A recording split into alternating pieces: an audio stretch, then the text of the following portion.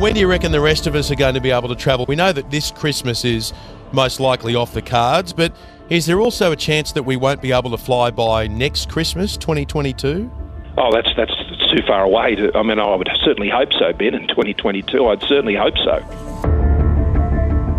Many other Australians are also wondering when they might be able to travel overseas again. Leaving or entering Australia is prohibited unless you meet strict exemption criteria. It's an uncertain time for those with family overseas.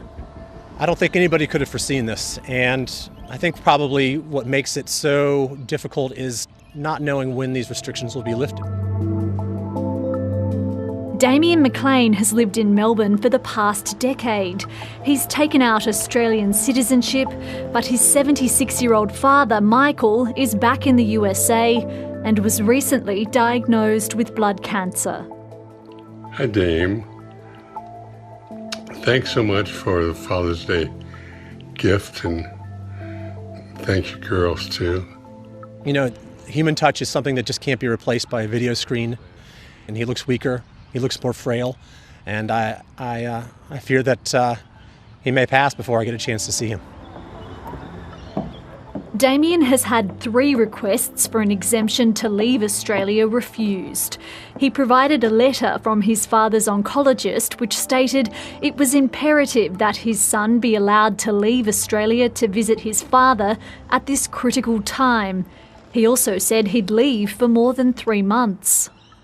Each step really is a little bit of a blow emotionally, psychologically for me, and also for my father. When I was 9 years old, my mother passed away in a hospital, and I never got a chance to say goodbye to her. And I'm now faced with the same prospect potentially with my father.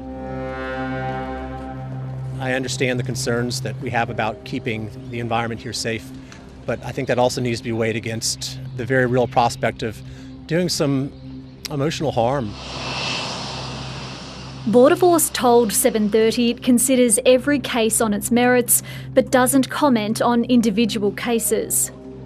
I think we need to inject a little bit more compassion into our approach and a little bit more of evidence and rationality looking at a risk-based approach to our border closures. Australia shut its border in March last year. The Prime Minister says the threat posed by highly infectious COVID strains overseas means it's still too early to reopen. I understand that everyone is keen to get back to a time that we once knew. The reality is we're living this year in a pandemic that's worse than last year. I understand that we want to be able to prepare to get us in a place that when it's safe to do so, that we can make changes in there. But right now it's not safe to do so. As more people are vaccinated, some human rights advocates want to rethink on the blanket ban approach. We've seen an approach that was punitive in some cases where the government's threatening people with jails and fines, and so we need a more reasonable approach. The government has capped the number of people allowed to arrive in Australia so the hotel quarantine system isn't overwhelmed. We do home quarantine all the time for community outbreaks. When you've got people who are desperate to return back to Australia, I imagine their compliance would be incredibly high. Infectious diseases expert Greg Dorr says home quarantine should be on the cards for people who are vaccinated and trying to enter the country, and to allow families to reunite. You'd have to be able to ensure that there's testing during the quarantine period, and you'd also have to be able to verify the vaccination status and have to agree upon what particular vaccines. A sensible phased approach to connecting with the outside world in a way that we will have to over the coming months. Okay, let's go speak to Grandma and Uncle Simon. Gemma Boucher lives in Brisbane with her Australian husband and 2 kids. Like many others who grew up in Britain, she's desperate to see her family again. I've got 2 more wobbly teeth. That makes 8. You haven't. Yeah? What? In here. In here. Oh my goodness, you're not going to have any teeth left.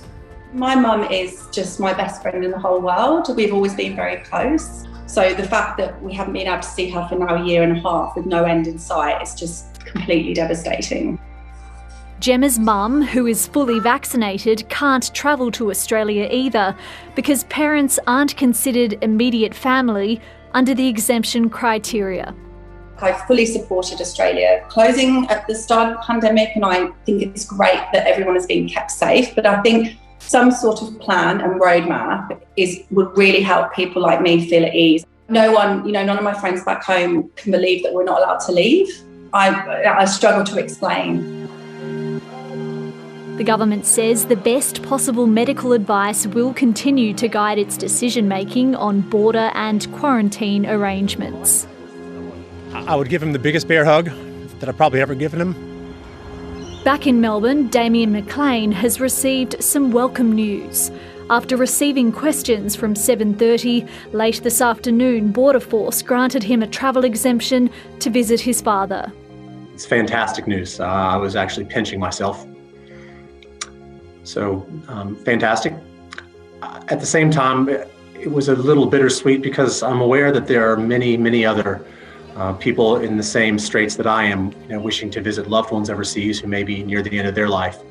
And I would just hope that that the government would extend similar compassion to them.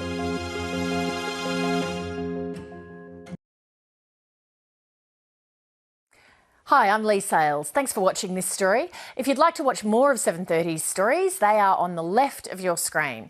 And tap on the button below to subscribe and get the latest from ABC News.